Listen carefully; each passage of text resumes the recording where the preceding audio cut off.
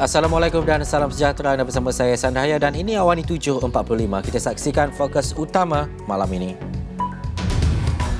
Tempoh asing diri individu positif COVID-19 dipendekkan ke 7 hari. MB boleh takbir Johor sampai akhir penggal, kata PH. Jika iCitra dilaksanakan, ramai bersara bawah garis kemiskinan.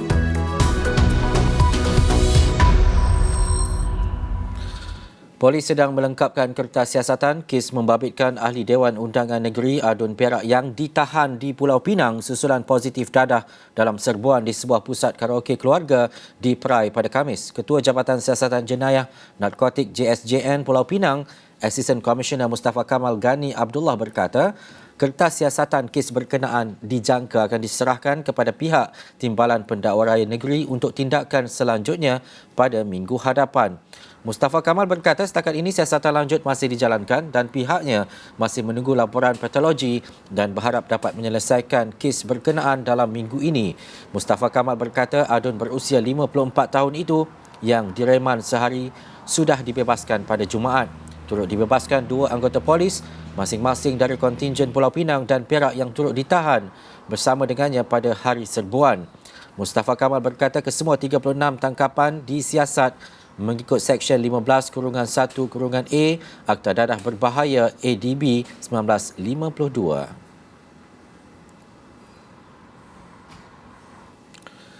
Dalam pada itu, Adun Pasir Berdamar Terence Naidu membuat laporan polis berhubung penahanannya di sebuah kelab malam di Perai, Pulau Pinang, Khamis lalu. Bagaimanapun, Adun DAP itu tidak menjelaskan butiran laporan polis yang dibuatnya. Terence berkata beliau juga akan membuat kenyataan dalam masa terdekat berkenaan isu tersebut. Sementara itu, pengerusi DAP Perak, Nga Koming berkata beliau telah menghubungi Terence dan mengesahkan bahawa Adun itu telah ditangkap Khamis lalu. Koming turut mengesahkan Terence telah dibebaskan dengan jaminan polis dan beliau telah meminta Adun Pasir Berdamar itu untuk mengemukakan laporan bertulis berhubung kejadian. Katanya laporan tersebut adalah untuk memastikan kepimpinan DAP dimaklumkan mengenai situasi sebenar. Koming menambah DAP memberi jaminan kepada orang ramai bahawa parti itu memandang serius kelakuan dan juga integriti setiap wakil rakyatnya.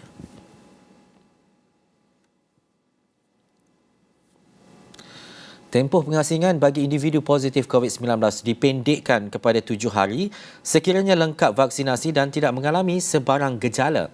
Menteri Kesihatan Khairy Jamaluddin dalam satu kenyataan memaklumkan ketetapan baharu itu berkuat kuasa pada 16 Januari dan turut terpakai bagi kes positif yang sedang menjalani pengasingan ketika ini bagi semua jenis varian COVID-19.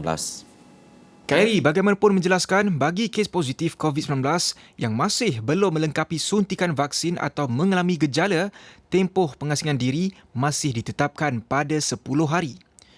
Jelas Khairy berdasarkan data, sains dan pengalaman negara-negara lain berkaitan perurusan kes positif COVID-19 dan kontak rapat kepada kes positif, Kementerian Kesihatan Malaysia KKM telah membuat penilaian semula tempoh pengawasan dan pemerhatian serta memutuskan ketetapan terkini. Pada masa sama, perintah kuarantin bagi kontak rapat kepada kes positif COVID-19 turut dipendekkan kepada 5 hari bagi individu yang telah menerima dos penggalak. Manakala bagi individu yang telah menerima 2 dos vaksin serta belum menerima vaksin penggalak, tempoh kuarantin ditetapkan selama 7 hari. Bagi kes kontak rapat yang telah menerima dos penggalak, mereka perlu menjalin ujian saringan RT antigen pada hari kelima di bawah pemerhatian petugas kesihatan sebelum diberi pelepasan jika didapati negatif. Meskipun dengan ketetapan baharu itu, Khairy memaklumkan KKM telah meningkatkan kesiapsiagaan sistem perkhidmatan kesihatan dalam menghadapi kemungkinan peningkatan kes susulan pelaporan kes jangkitan varian Omicron dalam negara. 80% populasi dewasa disasar akan melengkapkan suntikan vaksin dos penggalak menjelang akhir Februari ini. Ketua Pegawai Eksekutif Protect Health, Dato' Dr. Anas Alam Faizli berkata, ia susulan pembukaan 4 buah pusat pemberian vaksin PPV Mega pada hari ini dan bakal mempercepatkan kadar vaksinasi apabila 23,000 individu mampu diberikan suntikan vaksin dalam tempoh sehari. Mulai hari ini 4 PPV integrasi akan mula beroperasi di PPV WTC Kuala Lumpur, PPV Axiata Arena, PPV IDCC Shah Alam dan juga PPV Soka Gakkai. Keempat-empat PPV integrasi ini menyumbang kapasiti 23,000 dos vaksinasi sehari. Dan Alhamdulillah setakat 14 Januari, lebih 19 juta dewasa di Malaysia telah menerima dos penggalak, iaitu 40% daripada yang layak menerima dos penggalak.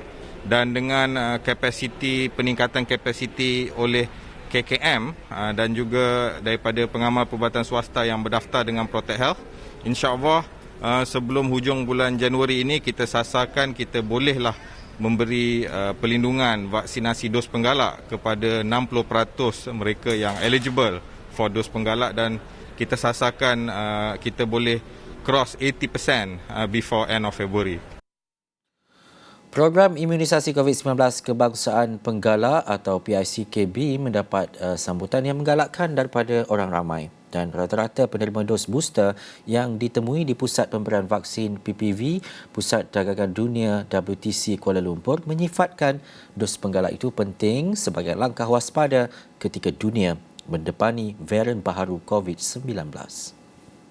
I think because of the variant right now, there are a lot of sort of different information out there. I mean, for me, I just say whatever is given to me, I'll just take it. And because I've done AZ all the way, it's also okay. I haven't had a lot of symptoms after. I just think everyone has to get vaccinated because we don't know what's going to happen out there. The more people get vaccinated, the safer I feel, right? Like, I go to office most of the time now and I meet a lot of people, and I rather be more confident that they are vaccinated. Tak kesedaran diri sendiri untuk saya ambil booster macam better protective, insyaAllah. Dengan parents you okey? Parents saya okey, dua-dua dah ambil booster dah. So setakat ni okey lah. Bagi saya kalau maybe diorang tak nak ambil, mungkin ada side effect ke apa kan. Bagi saya sebelum nak pergi ambil booster, kena check doktor dululah, and then dapatkan advice doktor, and then kalau tak ada apa, kalau tak ada doktor cakap okey, then proceed je lah. Sebab ini peluang yang kita ada kan untuk dapat booster. Dalam pada itu, tinjauan Astro Awani pada Sabtu mendapati pergerakan keluar masuk penerima vaksin lancar dan pantas. Dari satu stesen ke satu stesen, sangat mudah untuk kita nak follow instruction tu. Walaupun ramai orang, tak dinafikan crowded, tetapi dengan proses yang lancar tu, proses dia kita rasa cepat, senang, dan selepas cucuk boleh sekejap je tunggu dah boleh balik. Came here probably about half an hour ago. It all took place very quickly and also very effectively. The whole process was very seamless. There was not much of a waiting period. So yeah, it was a good job done by the team, especially the team that's managing the whole vaccination and the booster shot process. They did it very, very well. Not much of a lag period or waiting period. Program imunisasi COVID-19 Kebangsaan atau PICK sebelum ini menyaksikan pemberian 1.3 juta dos vaksin AstraZeneca kepada 645,000 individu dengan WTC KL merekodkan PPV yang terbanyak memberi suntikan di negara ini. Kita ke laporan tempatan lain. UMNO Johor menolak spekulasi berhubung pembubaran Dewan Undangan Negeri Dun Johor yang dikatakan berlaku hari ini. Setiausaha Badan Perhubungan UMNO Johor, Datuk Samsul Bari Jamali berkata, parti itu juga tidak membuat sebarang perbincangan mengenai hal itu. Dan jelas beliau, sesiapa pun boleh buat spekulasi. Tetapi pada masa sama, seperti biasa, UMNO dan Barisan Nasional BN terus bekerja. Beliau berkata demikian ketika ditemui selepas hadir forum seminar pemantapan jentera PRU15 Parlimen Kulai di Senai, Johor hari ini. Dan turut hadir pada forum secara tertutup itu ialah Menteri Besar Johor, Datuk Hasni Mohamad, yang juga pengerusi perhubungan UMNO Johor. Kerajaan Negeri Johor yang kini dipimpin BN mempunyai kelebihan hanya satu kerusi di Dun susulan Ahli Dewan Undangan Negeri Kawasan Kempas, Datuk Osman Sapian, meninggal dunia 21 Disember tahun lepas. Barisan Nasional kini mempunyai 16 kerusi bersatu 11 PAS 1 dengan 28 kerusi, manakala Pakatan Harapan mempunyai 27 kerusi daripada keseluruhan 56 kerusi DUN.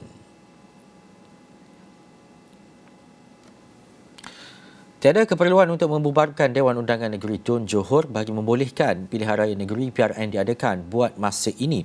Timbalan Presiden Parti Peribumi Bersatu Malaysia Bersatu, Datuk Seri Ahmad Faizal Azumu bagaimanapun menegaskan jika pembubaran itu tetap berlaku, parti itu akan kekal mengambil bahagian seperti biasa.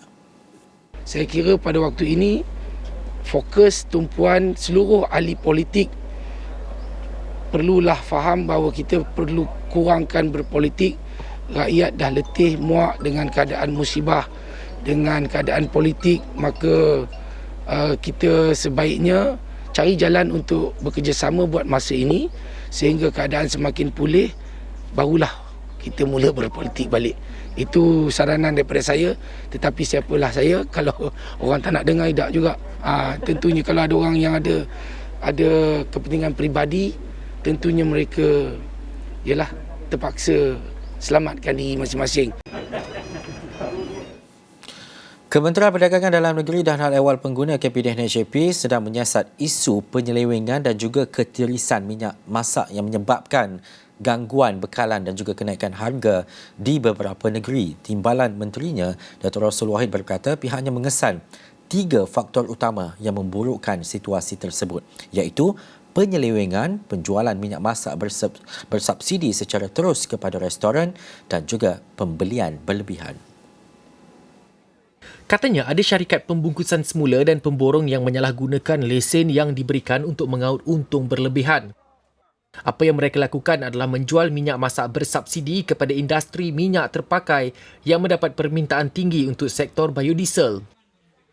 Minyak guna semula ni, minyak yang telah digoreng, kemudian diguna semula untuk nak recycle, untuk biodiesel. Harganya mencecah sehingga RM4.50 sekilo. RM4 hingga RM4.50 sekilo. Jadi ada sindiket, kita difahamkan, kita tengah menyiasat sekarang. Ada sindiket, ia beli minyak RM2.50 ni, dia campur dengan minyak yang telah digunakan itu. Kerana minyak ni harga RM2.50, minyak tu harga RM4.50. Jadi beza RM2 1 kilo. Jadi ini maklumat kita dapat dan kita sedang memantau ataupun kita sedang menyiasat hal tersebut sejauh mana benarnya ianya berlaku menyebabkan kekurangan minyak ini. Rasul berkata kegiatan berkenaan dikesan berlaku di bandar-bandar besar dan pihaknya akan memastikan mereka yang terlibat tidak akan terlepas daripada dikenakan tindakan. Banyak lagi laporan tempatan dan juga luar negara menyusul dalam segmen Sinar Awani seketika nanti.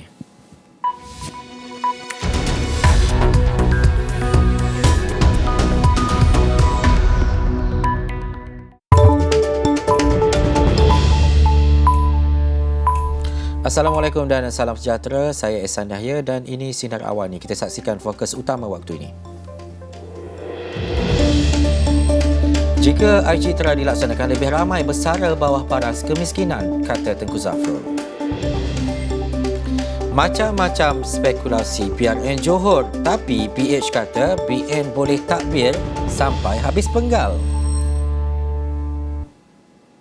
Pengeluaran wang KWSP melalui skim iCitra bakal mengundang lebih ramai yang bersara kelak tergolong bawah paras garis kemiskinan dan memberi beban kepada negara pada masa depan. Menteri Kewangan Tengku Datuk Seri Zafrul Tengku Abdul Aziz menjelaskan ketika ini hampir separuh pencarum KWSP mempunyai simpanan kurang RM10,000 dan lebih membimbangkan, kata beliau, 79% daripada ahli kurang RM10,000 itu adalah dalam kalangan Bumiputera. Isu utama ialah kemerosotan berterusan simpanan persaraan ahli KWSP, di mana hampir separuh ahli mempunyai kurang daripada RM10,000. Dari jumlah ini 55% adalah Bumiputera, ya, dan lebih membimbangkan lagi 79% dari ahli yang kurang daripada RM1,000 ini juga adalah daripada Bumiputera.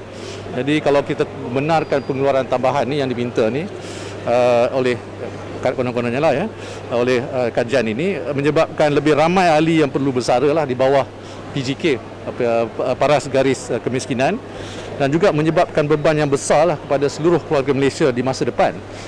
Mengulas lanjut, Tengku Zafrul berkata, kerajaan sentiasa prihatin dengan masalah rakyat dengan pelbagai pendekatan diusahakan terutama untuk kumpulan B40 dan M40. Bahkan dalam Belanjawan 2022, lebih RM31 bilion dikhususkan untuk subsidi bantuan dan insentif bagi mengurangkan kesan peningkatan kos sara hidup rakyat. Tengku Zafrul berkata demikian selepas program Jelajah Bajet 2022 peringkat Kelantan di Kota Baru hari ini. Pada masa yang sama, Ketua Pemuda UMNO Dato' Ashraf Wajdi Disuki pula berkata kerajaan tidak harus menutup pintu rundingan berhubung kebenaran mengeluarkan simpanan KWSP. Kata Ashraf, sekiranya dibenarkan, pengeluaran simpanan KWSP boleh memberi kesan positif kepada rakyat dan juga ekonomi negara. Ashraf juga berkata pengeluaran itu tidak akan memberi kesan besar kepada KWSP. Kerajaan janganlah terus tolak dan jangan terus tutup pintu. Kan kita minta supaya dengarlah rintihan dan suara hati rakyat. Kerana ini kami bersama dengan rakyat dan kami tahu. Kan memang apa yang berlaku hari ini dan permintaan rakyat hari ini adalah perkara yang benar, real. Rakyat tengah susah. Jadi sebab itulah kami memohon sangat-sangat terutamanya Datuk Seri Tengku Zafrul lah Menteri Kewangan. Katanya Pemuda UMNO akan terus konsisten memperjuangkan isu tersebut walaupun ada pihak yang mendakwa sekiranya dibenarkan ia akan mewujudkan trend yang tidak sihat. Ashraf berkata pandemik berlaku di luar jangkaan dan lazimnya berlaku untuk satu tempoh yang lama. Beliau menambah pengeluaran simpanan KWSP adalah sesuatu yang dibenarkan oleh Akta.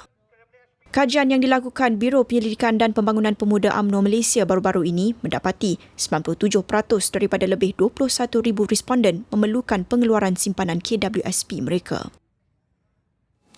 Bubar atau tidak?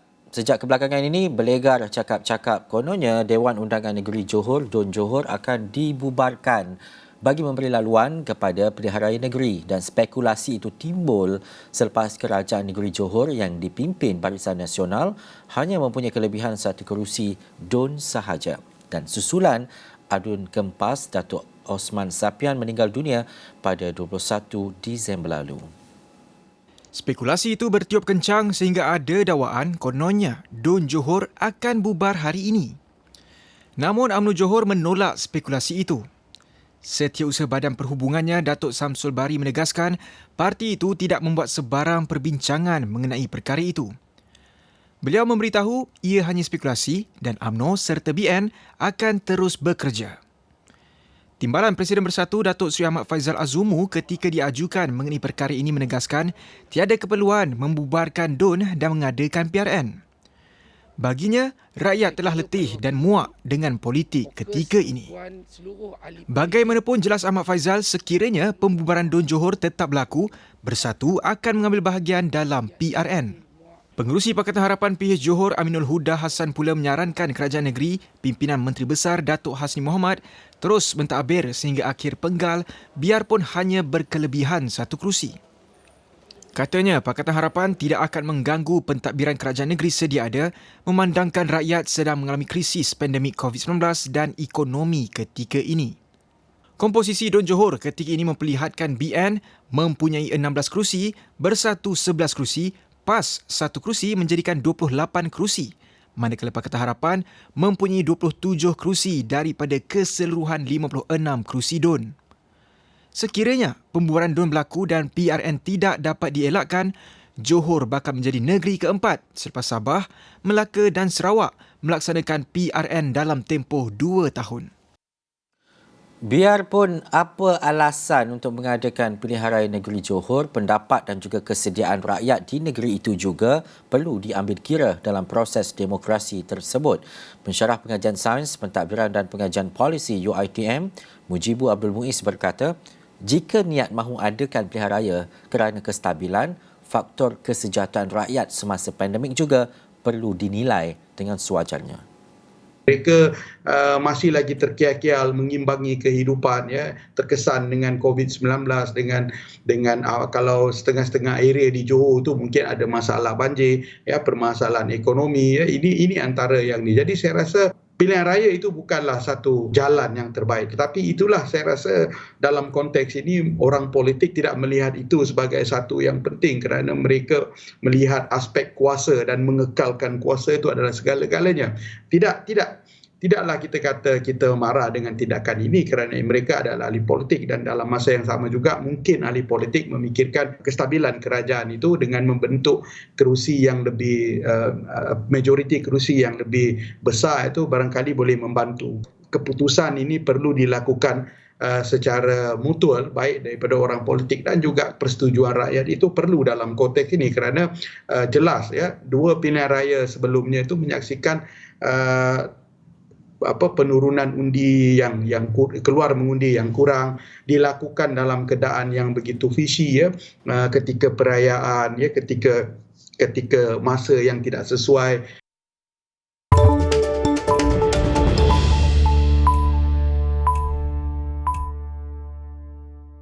Kembali dalam Sinar Awani, jangan khawatir untuk jatuh dan gagal dalam perniagaan kerana pengalaman itu yang akan menaikkan anda kembali. Tegas Pengarah Urusan Maidin, Muhammad Holdings Berhad, Dato' Amir Ali Maidin, dan ujarnya pengalaman yang lahir daripada kegagalan akan memberi kelebihan kepada individu untuk lebih berhati-hati dalam usaha memajukan perniagaan masing-masing.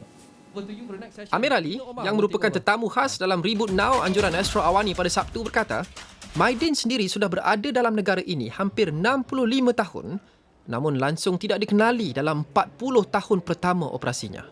The fear is always there. The fear is always there. The fear of rejection is always there. But that is the same thing that we all go through when we see a beautiful girl kata nak pergi dating, dia suka saya ke tak, dia nak pergi minum kopi dengan saya ke tak. The fear is always there. As you know, you are a young man, I'm an old man. You always got to take the risk. You never know when after you try, that right? Fear, but you have to try. Yeah. You have to try. So the fear of going digitalization, you want to go for a new product, even coming on the stage, kata, Datuk relax kan, selalu down stage. But there's always a fear. Dalam pada itu, Amir Ali berkata, beliau amat menyarankan peniaga mikro, kecil dan sederhana untuk mencari kelainan dalam perniagaan mereka. Webinar Reboot Now anjuran Astro Awani telah membantu mengetengahkan intipati pembelajaran terhebat, iaitu cara pengusaha perusahaan industri kecil dan sederhana PKS berinovasi dan membangunkan perniagaan walaupun ketika krisis. Ketua Pengarang Astro Awani, Ashwat Ismail, berkata ia memberikan pandangan tentang cara PKS membangunkan kaedah baharu dalam melakukan sesuatu serta memberi pengajaran bahawa krisis bukan alasan untuk bergerak ke hadapan. Ashwat yakin lebih banyak cabaran akan dihadapi dengan ketidaktentuan situasi semasa, namun dengan pemikiran dan sikap yang betul, tiada yang mustahil untuk dicapai. Atau keributan yang kita alami, kita saksikan, yang kita berdepan ini bukan alang kepalang. Cabaran untuk mengadaptasi perubahan ini memerlukan ekosistem yang kondusif untuk kita membina dan mengembangkan perniagaan. Dan ini adalah satu journey atau satu pengembaraan yang panjang. Dan kita bersyukur sebab teknologi telah mengubah dan mempercepatkan proses untuk kita semua berkembang, kita berhubung dan pastinya kita mencipta sesuatu yang baru. Seperti mana yang pernah dilaporkan oleh Astro Awani beberapa purnama yang lepas. Seorang ibu tunggal, wanita di Melaka yang begitu pantas pivot atau menginjak, mengorak langkah sebaik sahaja dibuang kerja ketika mana kita sedang berdepan dengan lockdown untuk bangkit menjadi seorang usahawan. Dan beliau kini mencipta pekerjaan kepada sekumpulan individu yang lain. Yang ni satu kisah inspirasi yang tidak boleh kita biarkan ia berlalu begitu sahaja. Cerita, kisah dan ilmu yang terkandung di dalamnya bukan sekadar maklumat menjadi berita, tetapi sebuah nilai yang dibawa untuk kita hadam, kita ingat, lantas dapat mencetus inspirasi kepada bakal-bakal startup merentas usia di negara kita. Ashwat berkata Astro Awani akan terus memainkan peranan dalam meneruskan komitmen menyokong PKS menerusi semua platform. Webinar Reboot Now 2022 yang berlangsung sejak 13 Januari berakhir hari ini dengan memberikan perkongsian secara komprehensif meliputi kemahiran, ilmu dan trend bisnes terkini kepada orang ramai, terutama pengusaha PKS bagi mempertingkatkan daya tahan perniagaan melalui adaptasi teknologi digital, melalui strategi, operasi dan pemasaran. Malaysia memiliki banyak peluang dan juga potensi untuk mengembangkan industri kenderaan elektrik atau EV termasuk ke pasaran ASEAN. Pengarah Eksekutif Eklimo Sdn Bhd, Datuk Danish Chuah berkata, pengenalan skuter elektrik buatan tempatan Eklimo ES11 membuktikan negara ini telah memiliki sistem teknologi yang terkini dalam mengisi permintaan di peringkat serantau. Ia disokong dengan trend jualan motosikal di Malaysia yang menunjukkan perkembangan memberangsangkan apabila mencatatkan jualan sekitar 450,000 hingga 500,000 unit dari tahun ke tahun. The technology for building an electric motorcycle or compared to combustion bike, we have a lot of opportunity, like why Malaysia government agency putting effort to work closely with us is just that we want to make sure that we have the latest technology. We want to prove that our technology built by a local company is working. So today, if you compare with ASEAN country ataupun global, untuk teknologi yang katakan kelajuan yang untuk skuter, kelajuan yang boleh meet 100 km per hour, bukan banyak sangat yang kita boleh compare. So the technology yang kita memang latest teknologi yang kita sudah capai. Awal Disember tahun lalu, Eklimo dan Nano Malaysia Berhad atau NMB melancarkan skuter elektrik ES11 dengan sistem pemantauan bateri BMS berstruktur nano. ES11 turut mempunyai sistem pengecasan soket palam 3 pin yang mudah. Mengulas lanjut, Chuah berkata pihaknya menyasarkan sekurang-kurangnya mencapai 10% daripada 450,000 jualan unit motosikal di negara ini. Penghasilan ES11 mengambil masa 5 tahun untuk proses penyelidikan dan pembangunan, khususnya pada bahagian bateri. Teknologi yang dibangunkan dapat menjimatkan pelepasan karbon dioksida sehingga 7 kilogram. The interests are there also because of one, as I say, is to be able to reduce the CO2. Second, cost is very, very important. Costing. Walaupun our petrol is subsidized, yang the cheapest among the ASEAN country, but kegunaan elektrik kita cuma guna 3-pin plug to charge. 3-pin plug to charge, sekali guna dalam 100 km, kita cuma guna dalam tak sampai RM2. So sampai dan RM2 charge full untuk jalan 100 km, memang jimatlah kalau untuk guna elektrik skuter. So kalau you tengok untuk spare parts, untuk servis motor, dia tak ada lubricant oil, tak ada spark plug, tak ada engine, tak ada exhaust pipe. So semua parts ini tak ada. So maintenance itu jimat jugalah. Ombak besar badai Tonga susulan letusan gunung berapi bawah laut.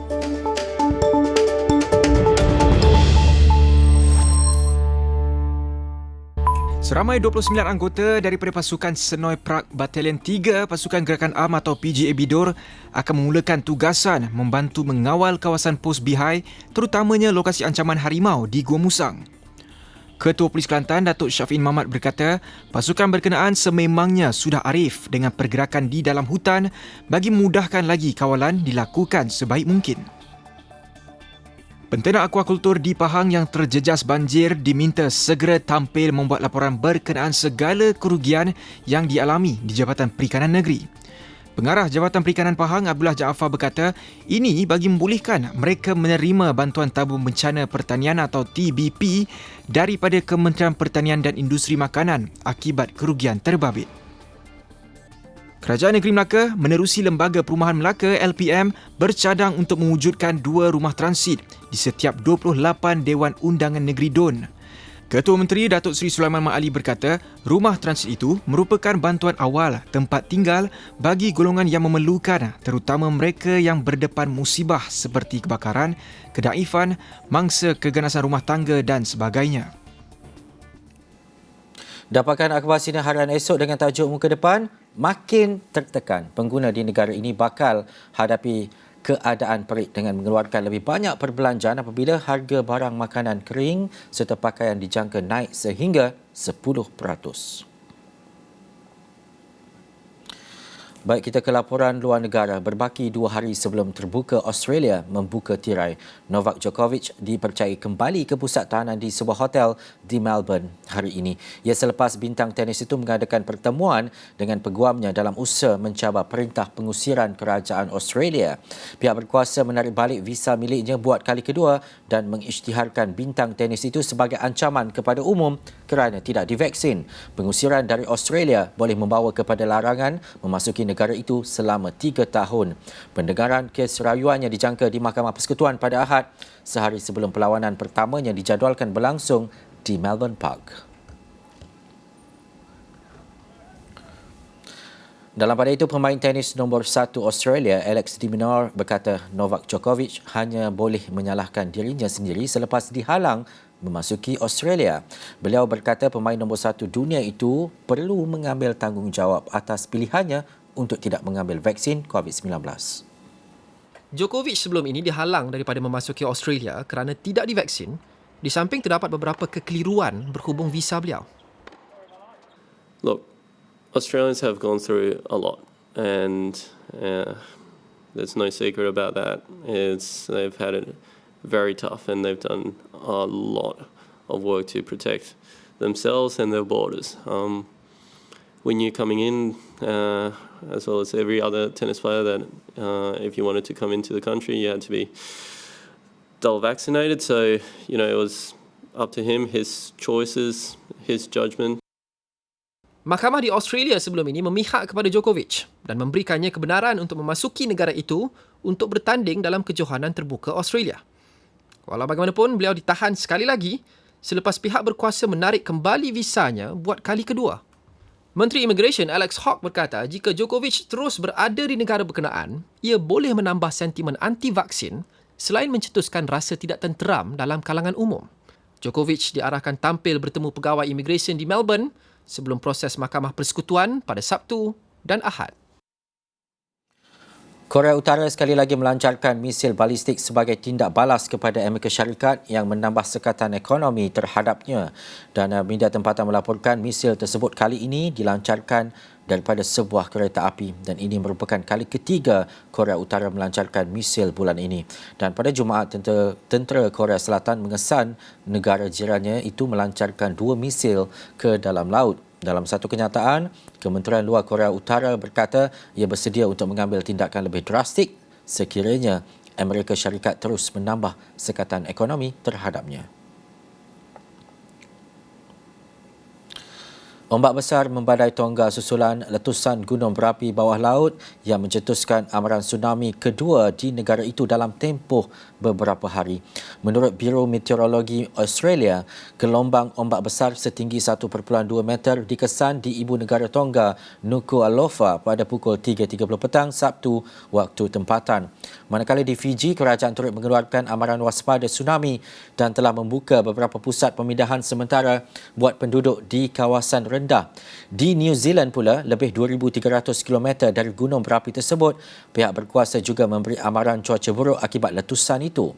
Tentera New Zealand berkata pihaknya memantau situasi semasa dan bersedia untuk mengerahkan anggotanya ke Tonga sekiranya perlu.